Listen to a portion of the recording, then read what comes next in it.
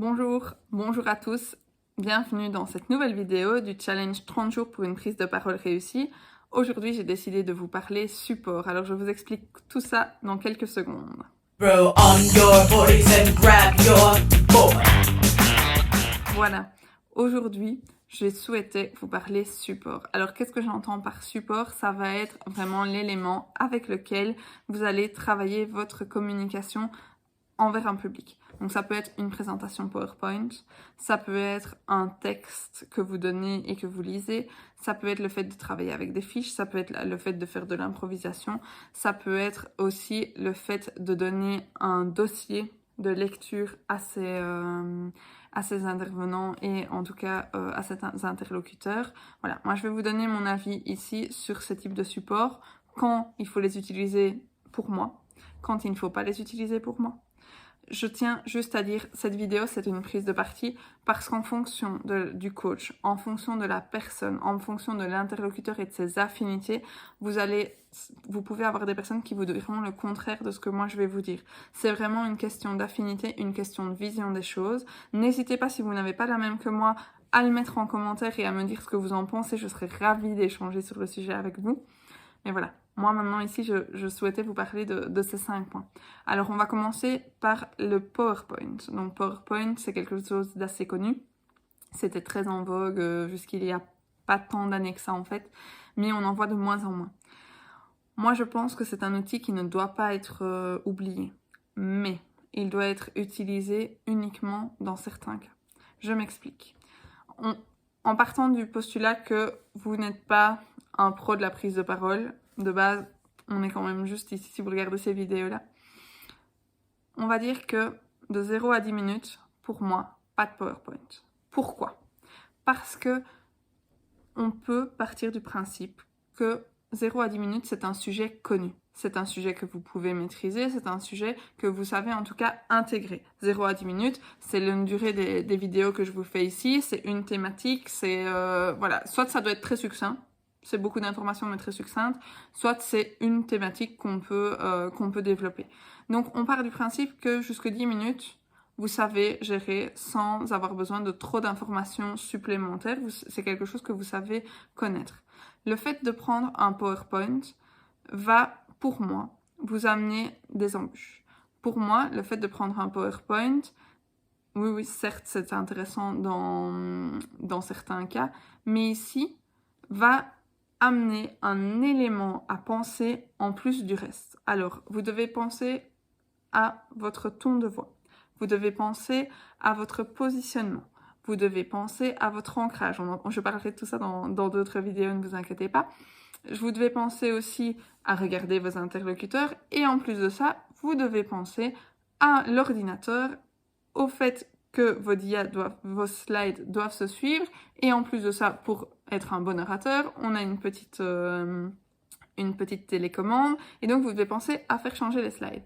Déjà pour moi, ça fait énormément d'informations à penser en plus de votre contenu.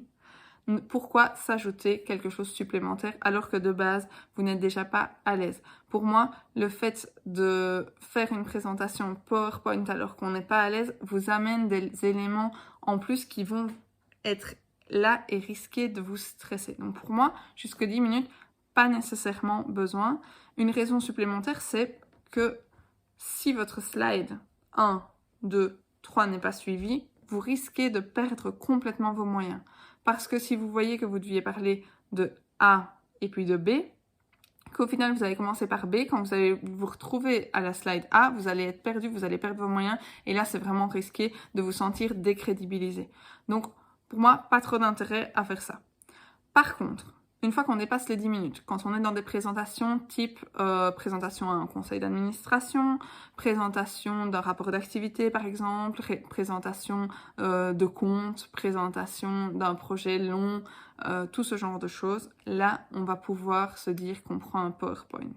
PowerPoint plutôt qu'un autre support, je viendrai par la suite. Moi je suis plutôt PowerPoint par rapport à un dossier ou à un texte, je vous expliquerai ça plus tard.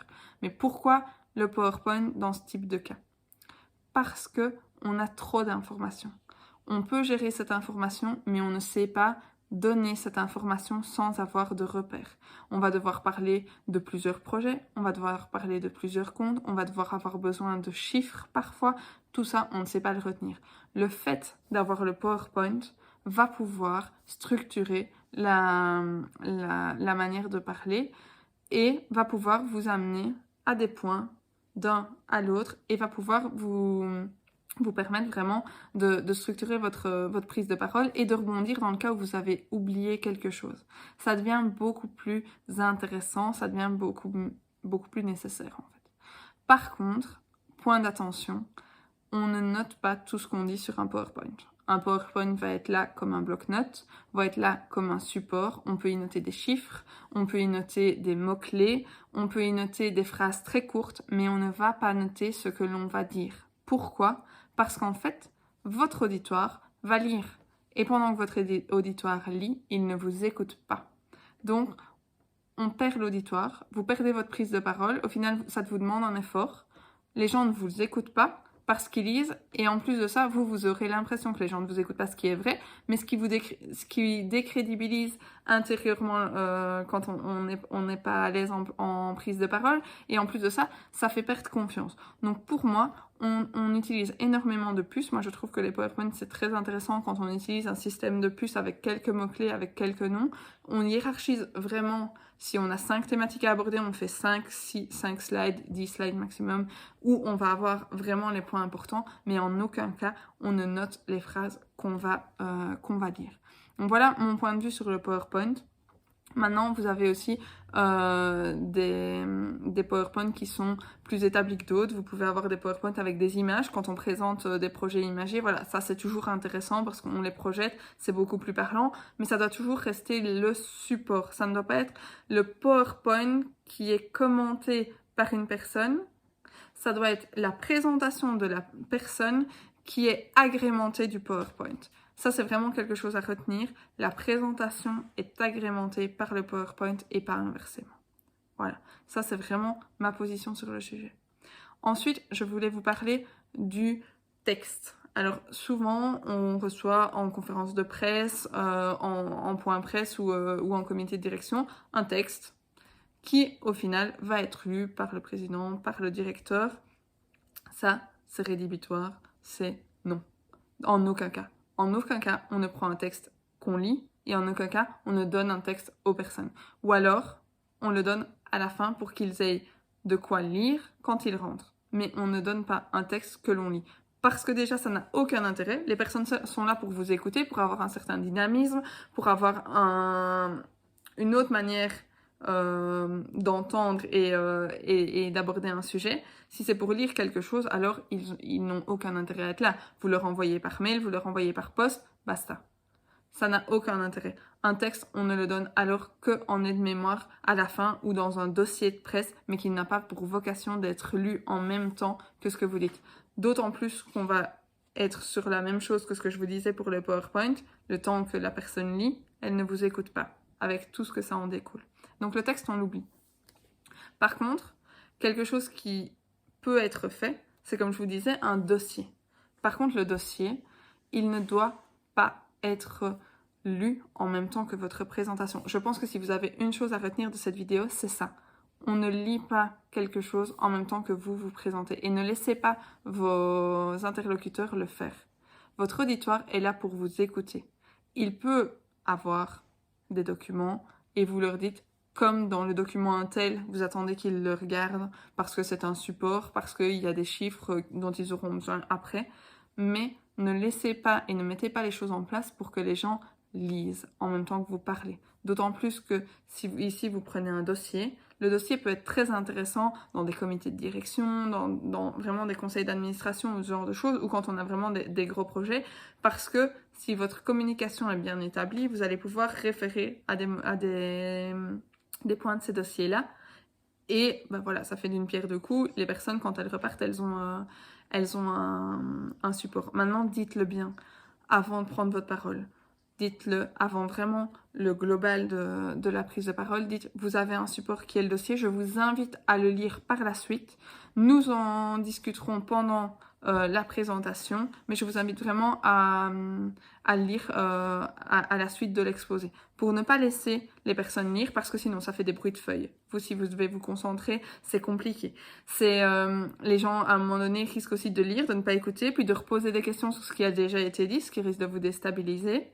Et puis, il y a toujours ce sentiment de non-écoute qui est, pour moi, très problématique avec ce genre de support, parce que quand faut le lire, quand on n'est pas à l'aise en prise de parole et qu'on n'a pas le sentiment d'être écouté, ça ne fait que diminuer son sentiment de se dire, bah voilà, moi je suis pas une bonne oratrice, je ne suis pas un bon orateur, les gens de toute façon ne m'écoutent pas, donc ça ne sert à rien.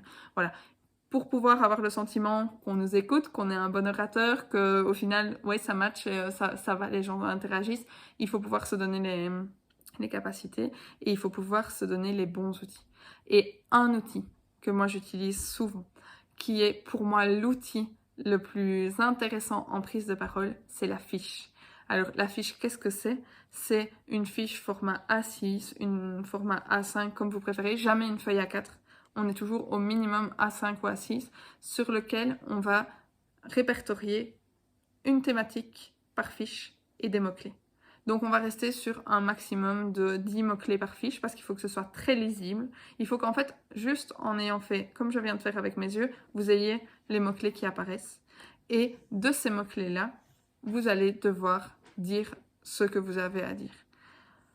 J'entends que ce n'est pas possible pour des trop longs discours, quand on a besoin, comme je vous disais, d'un PowerPoint ou ce genre de choses, mais pour les petites présentations, on passe par des fiches. On passe par des fiches parce que ça va vraiment vous donner l'occasion de vous dire, ben voilà, moi je sais ce que j'ai à dire, 2-10 minutes, c'est possible. J'ai des mots-clés parce que je sais que c'est ce que je ne dois pas oublier dans ma prise de parole. Et une chose très importante, on numérote ces fiches et on les attache. Il y a des petits anneaux. Ici, c'est vraiment un aspect pratico-pratique, mais petits anneaux, on perfore ces fiches, on les attache. 1, 2, 3, 4, 5 fiches, on les numérote de manière à ne jamais être perdu. On lit sa fiche 1, on tourne, on passe à la fiche 2, on tourne. On ne se retrouve pas avec 5 fiches qui tombent, mince, on ne sait pas exactement où on en est. Voilà, ça c'est un aspect vraiment pratico-pratique. En soi, rien de très compliqué, mais qui est hyper important et qui va vous permettre vraiment d'acquérir en positionnement et vraiment d'acquérir de plus en plus de valeur dans votre prise de parole. Alors après, moi je vais vous parler très très brièvement de l'improvisation. Moi je suis une grande partisane de l'improvisation, mais je pense que c'est réservé uniquement aux personnes qui sont à l'aise avec ça.